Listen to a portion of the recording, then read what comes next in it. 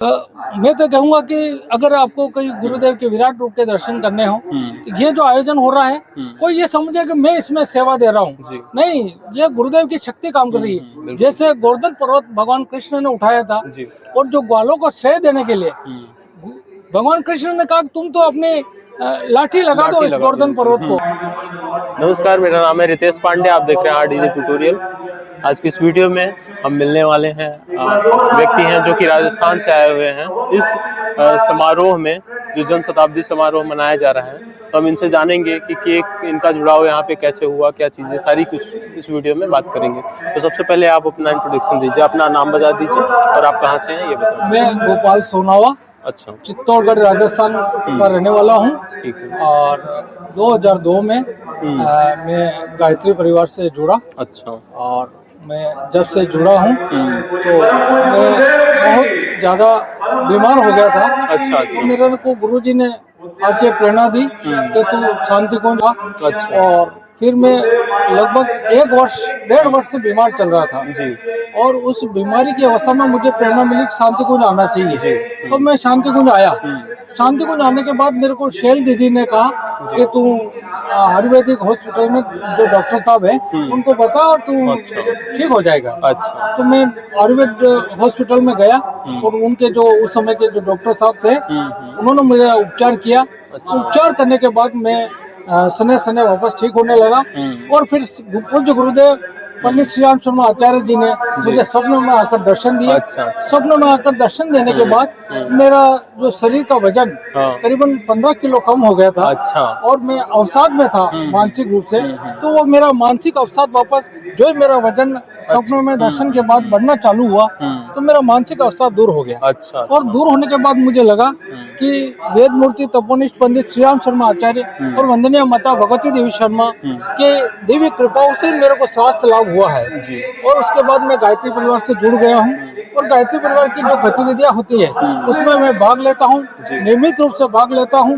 भारतीय संस्कृति ज्ञान परीक्षा जो पूरे देश में लगभग 60 लाख बच्चे इस भारतीय संस्कृति ज्ञान परीक्षा में बैठते हैं। मैं उसका तहसील का प्रभारी रहा कई सालों तक। अच्छा। और हजारों बच्चों को भारतीय संस्कृति ज्ञान परीक्षा में मैंने भागीदारी कराई। अच्छा। और मैं मुख्य जिला शिक्षा अधिकारी उदयपुर में अभी संस्थापन अधिकारी के पद पर कार्यरत हूँ।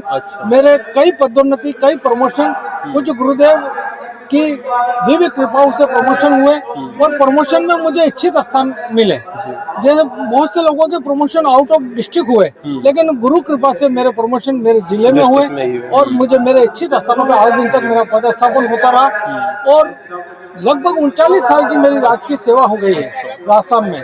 और मैं गुरुदेव की कृपा का निरंतर अनुभूति करता हूँ। और ये जो आयोजन है वंदनीय माता जी का जन्म शताब्दी समारोह, ये अद्भुत आयोजन है। जी, बिल्कुल। इस आयोजन में आप पूज्य गुरुदेव और वंदनीय माता जी का विराट रूप का दर्शन कर सकते हैं। बिना गुरुदेव वंदनीय माता जी की शक्ति के इतना बड़ा आयोजन संभव नहीं है। ये जो भी कार्यकर्ता जो भी यहाँ समयदान कर रहे हैं, जो सेवा कर रहे हैं, वो सेवा के पीछे पूज्य गुरुदेव की ताकत और शक्ति काम कर रही है, आध्यात्मिक शक्ति। और जब से मैं जुड़ा हूँ, मेरी जो बिटिया है यशोदा साहू, वो 3rd डिवीजन से पास होती थी, 3rd डिवीजन से। लेकिन गुरुदेव के वंदनीय माता जी का आशीर्वाद मिला तो वो राजकीय सेवा में अध्यापक के पद पर चयन हुआ। और आज उसका 14 साल से वो राजकीय सेवा में अध्यापक के पद पर सेवाएं दे रही है राजस्थान में। और मेरे जो उसकी शादी की मेरे को चिंता लगी तो मैं शैल दीदी के पास आया था। शैल दीदी ने कहा बेटा, चाहे लड़का गरीब भी हो लेकिन आप अच्छा संस्कारी बच्चा देख के ना आप इसका विवाह संबंध करना। तो गुरुदेव की कृपा से मुझे अच्छा लड़का, अच्छा वर मिला बिटिया के लिए। और मैंने रवि कुमार साहू, जो अभी वरिष्ठ अध्यापक के पद पर गुरुदेव की कृपा से चयन हुआ है, वरिष्ठ अध्यापक राजस्थान सरकार में, तो वो वर के रूप में मिले। और वो भी भारतीय संस्कृति ज्ञान परीक्षा में जिला प्रतापगढ़ के जिला प्रभारी हैं। और बिटिया भी गुरुदेव से जुड़ी हुई है, जमाई साहब भी गुरुदेव से जुड़े हुए हैं। तो ये गुरुदेव का अद्भुत आयोजन है। अब पूरे 80 देशों में गायत्री परिवार फैला हुआ है।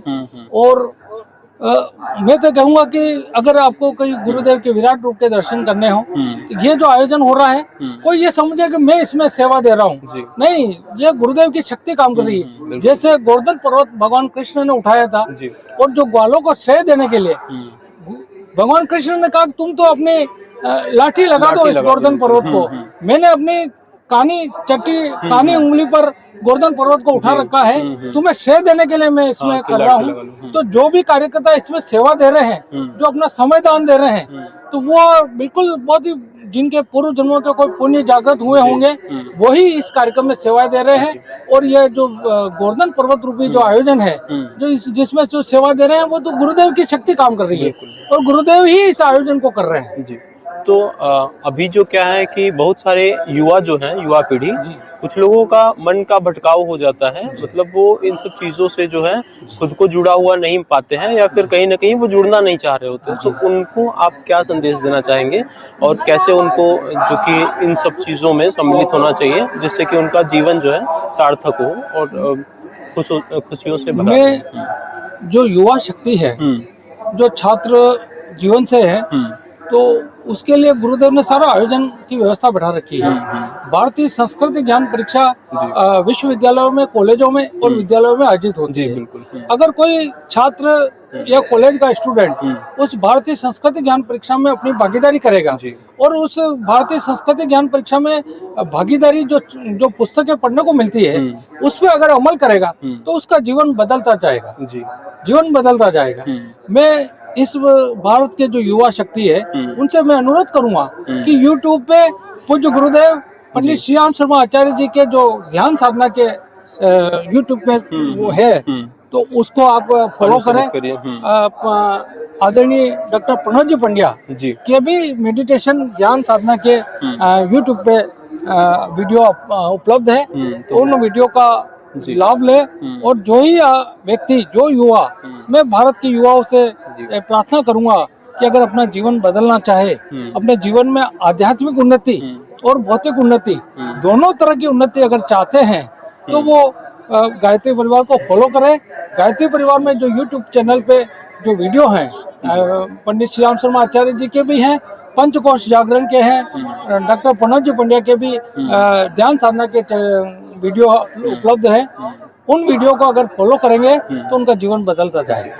तो ऐसे व्यक्ति जो कि जुड़े नहीं है गायत्री परिवार से, वो अगर जुड़ना चाहते हैं, मान लीजिए वो किसी भी वर्ग से हैं, किसी भी उम्र के हैं, वो किस प्रकार से गायत्री परिवार से जुड़ सकते हैं और इस तरीके के कार्यक्रम में अपना जो श्रमदान दे सकते हैं? बहुत अच्छा प्रश्न आपने किया।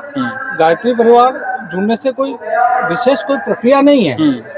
आप जो ही गायत्री परिवार की गतिविधियों में भाग लेंगे और गुरुदेव की जो दीक्षा कार्यक्रम होता है, उस दीक्षा कार्यक्रम से जुड़ेंगे, तो गुरुदेव के जो विचारों के बीज है, उस दीक्षा के माध्यम से उस व्यक्ति के अंदर सूक्ष्म शरीर और उसके स्थूल शरीर और उसके कारण शरीर में उस विचारों का बीजारोपण उस दीक्षा कार्यक्रम के माध्यम से हो जाता है।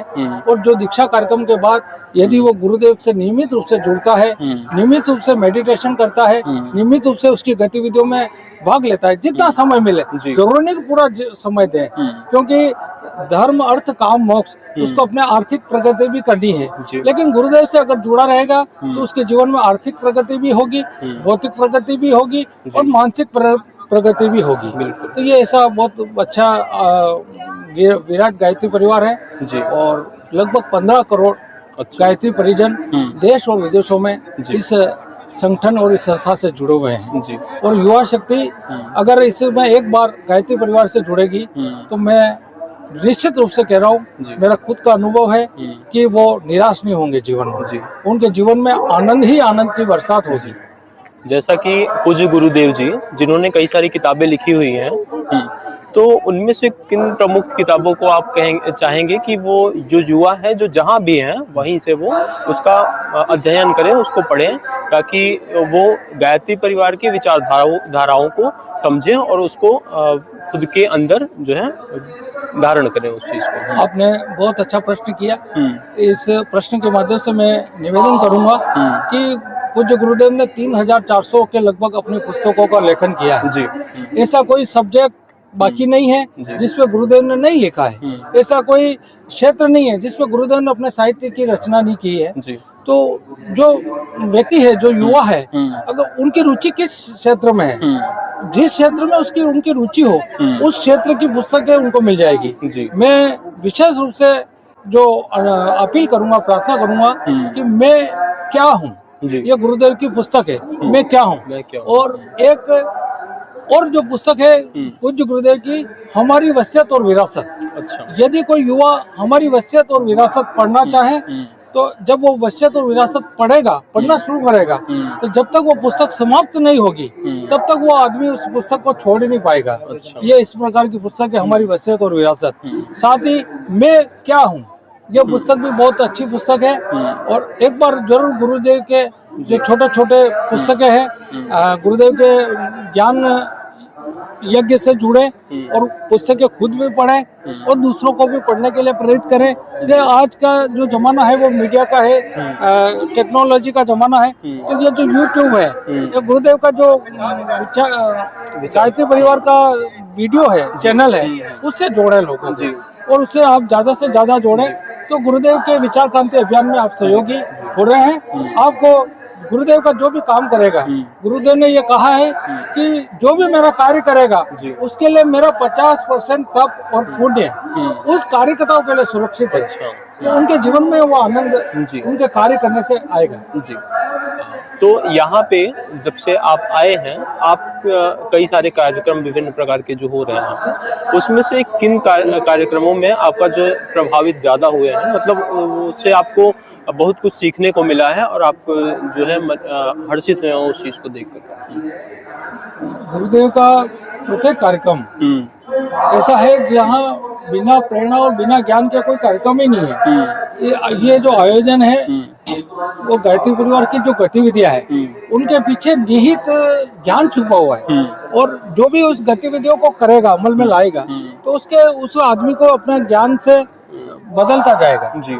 तो ऐसा प्रत्येक आयोजन जो है गुरुदेव का या गायत्री परिवार जी, तो वो उससे व्यक्ति बदलेगा, हम बदलेंगे, युग बदलेगा। जी बिल्कुल। तो पहले गुरुदेव ने ये कहा है कि पहले हम बदलें। जी। जब हम बदलेंगे तो किसी को अगर कोई कहेंगे तो उसकी वाणी का प्रभाव होगा। बिल्कुल। कथनी और करनी समान होनी चाहिए। बिल्कुल। तो हम बदलेंगे, युग बदलेगा। तो ये जो मेन थीम है, मनुष्य में देवत्व का उदय और धरती पर स्वर्ग का अवतरण के उद्देश्य को लेकर गायत्री परिवार की स्थापना हुई है। और जो आप देखो कि आज भारत का जो प्रभाव है वो विश्व में फैलता जा रहा है। जी बिल्कुल। तो ये जो पूज्य गुरुदेव ने कई वर्षों पहले जो अपनी भविष्यवाणी की थी, और वो 2026 का जो वर्ष है, ये वंदनीय माता जी का जन्म शताब्दी वर्ष है, अखंड दीपक का 100 वर्ष का पूर्ण होने का वर्ष है।